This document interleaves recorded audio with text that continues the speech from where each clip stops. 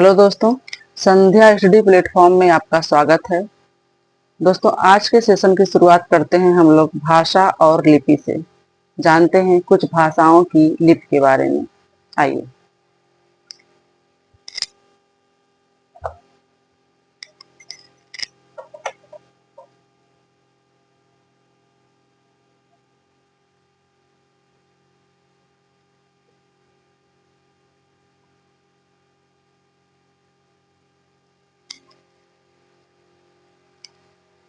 दोस्तों, हम जानेंगे कुछ भाषाओं को कि उन्हें किस लिपि में लिखा जाता है।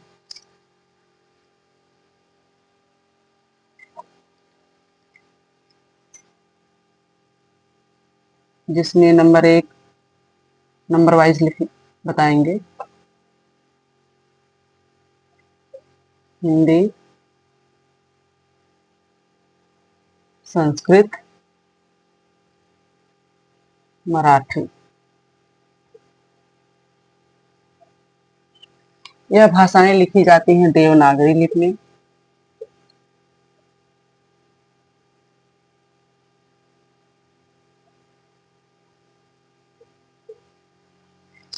देवनागरी लिपि को ही ब्राह्मी लिपि कही जाती है।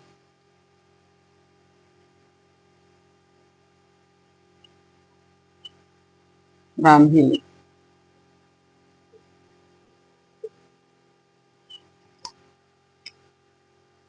दूसरी भाषा है अंग्रेजी,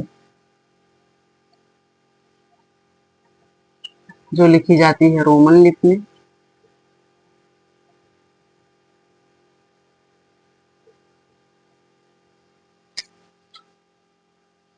तीसरी भाषा है पंजाबी,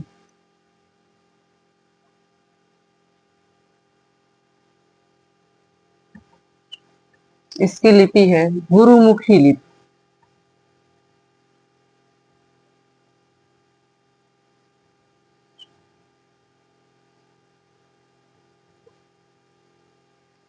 अगली भाषा है उर्दू,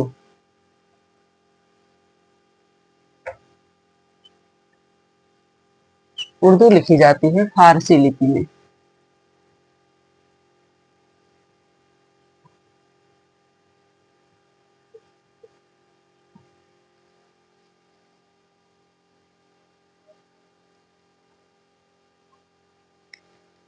दोस्तों, वर्ण भाषा की सबसे छोटी इकाई है और वर्ण अविभाज्य है,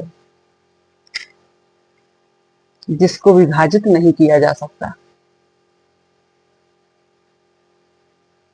यह रही लिपियां। हिंदी, संस्कृत, मराठी को देवनागरी लिपि में लिखी जाती है। देवनागरी लिपि को ही ब्राह्मी लिपि कहते हैं। अंग्रेजी को रोमन लिपि में लिखा जाता है।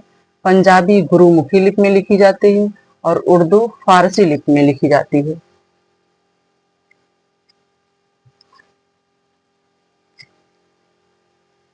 अब आते हैं हम लोग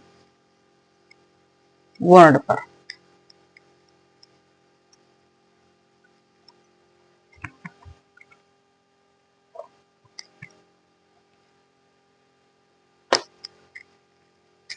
वर्ण भाषा की सबसे छोटी इकाई है।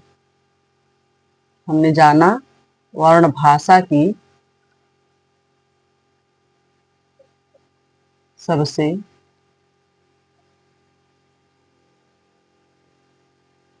छोटी इकाई है। वर्ण अविभाज्य है। वर्ण अविभाज्य है, जिसको विभाजित या खंडित नहीं किया जा सकता।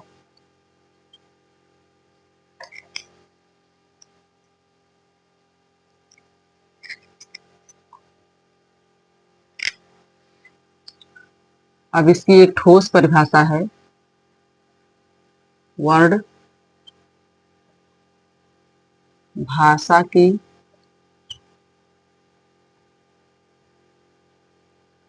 सबसे छोटी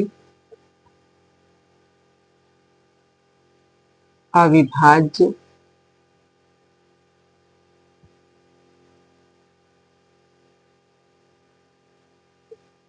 इकाई है।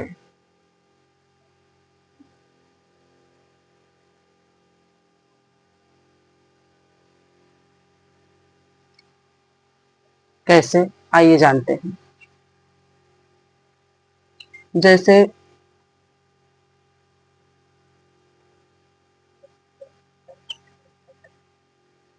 क, ख, ग, घ, यह वर्ड है।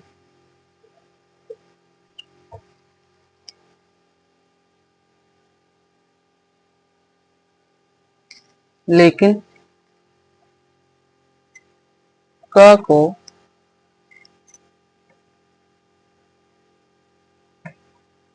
क में अ छिपा हुआ है। क को जब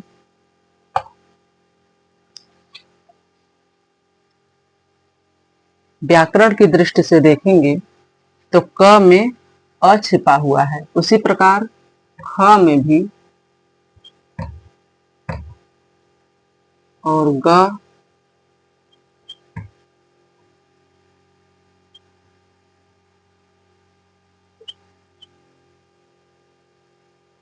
अ छिपा हुआ है। यह व्याकरण की दृष्टि से है।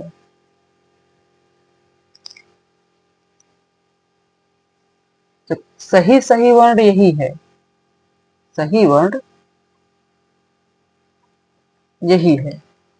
व्याकरण की दृष्टि से वर्ण क में अ छिपा हुआ है, और यह वर्णमाला की दृष्टि से है।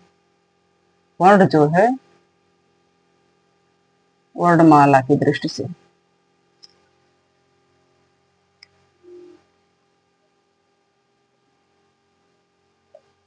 व्याकरण अर्थात नियम की दृष्टि से। जैसे कि एक शब्द ले लीजिए, राम। मैंने लिखा राम।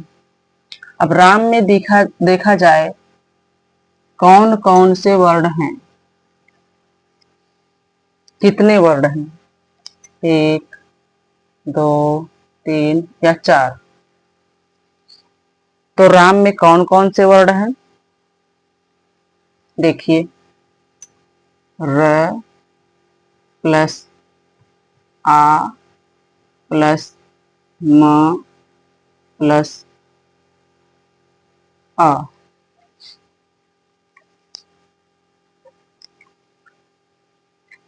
व्याकरणिक राम इस तरह रहेगा,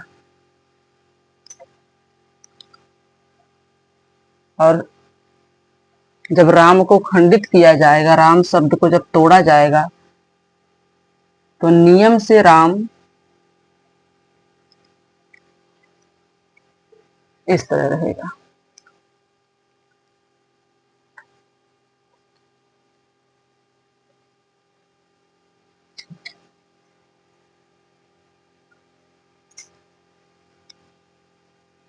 क, ख, ग, घ यह सब वर्ण हैं वर्णमाला की दृष्टि से, जबकि व्याकरण की दृष्टि से क में अ छिपा हुआ है, ख में हर वर्ण में अ छिपा हुआ है सिवाय स्वर के, क्योंकि स्वर स्वतंत्र होते हैं, उनको किसी के सहारे की जरूरत नहीं होती, वह पूर्ण रूप से अपने आप में स्वतंत्र हैं। व्यंजन को स्वरों की सहायता की आवश्यकता पड़ती है।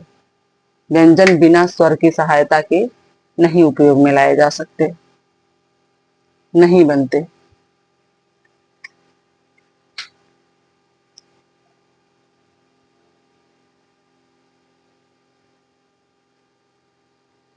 आज के लिए इतना ही, मिलते हैं आपसे अगली वीडियो में।